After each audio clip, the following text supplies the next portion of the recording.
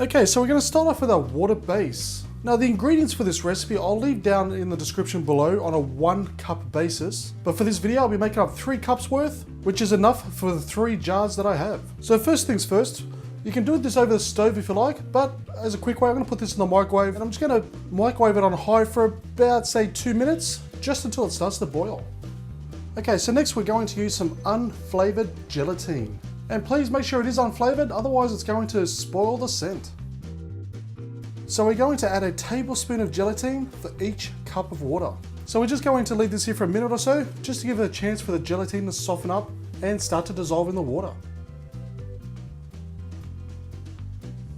Okay, so I've got some glass jars here. Now these are just old salsa glasses that I just had hanging around. So with our mixture, we're just going to pour it in just until it reaches almost the top.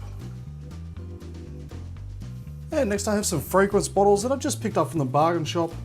And these are very, very cheap. So for the first one, I'm going to use a rose scented one. So for each cup, you want to put in roughly 2 tablespoons of your scent. The next one I'm just going to use is rainforest version. The third one I'm going for violet. As you can see, the first one is a liquid form, the other 2 are oil based. Now it's not an issue which type of ones you use. With the oil based ones, just give them a mix in another hour, just before it sets, which will help it dissipate throughout the entire liquid. Now this last step is completely optional, but we're just going to add some colour. Just to set it off when it's sitting on say a mantelpiece or just anywhere around the house.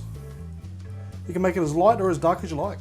And just give them a quick mix through, just so it's all combined.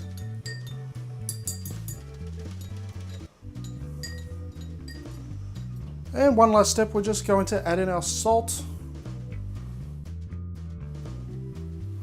And then just mix that through. Okay, so once that's done, we're going to let these sit here at room temperature for 24 hours to completely set. Okay, so I've had these sitting overnight, and as you can see, they've turned into a nice hard gel.